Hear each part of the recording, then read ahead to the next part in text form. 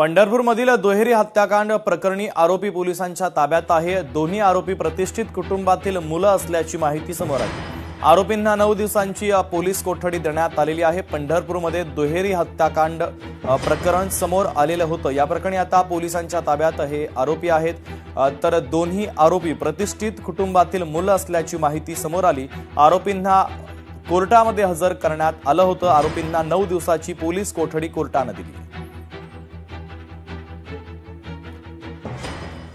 Parliament ते पंचायत भाजप ठरला महाराष्ट्रातला क्रमांक 1 चा पक्ष। आमदार चित्रा वाघ यांनी प्रतिक्रिया दिलेली आहे।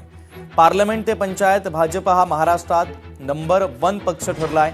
आदरणीय पंतप्रधान नरेंद्र मोदीजी यांच्या नेतृत्वावर, आदरणीय देवाभाऊ यांच्या विकासाभिमुख निर्णयांवर आणि भाजप प्रदेश अध्यक्ष रविदादांच्या संघटनात्मक बळावर जनतेने पुन्हा विश्वास व्यक्त केला आहे, असं देखील त्यांनी आपल्या पोस्टमध्ये म्हटलेलं आहे।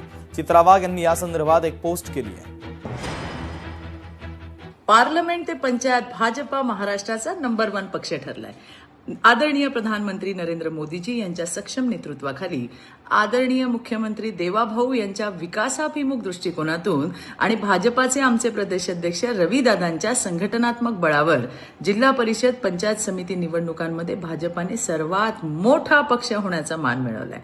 हा विजय कुणा एकाचा नाही, तर रात्रंदिवस मेहनत करणाऱ्या प्रत्येक कार्यकर्त्याचा आहे।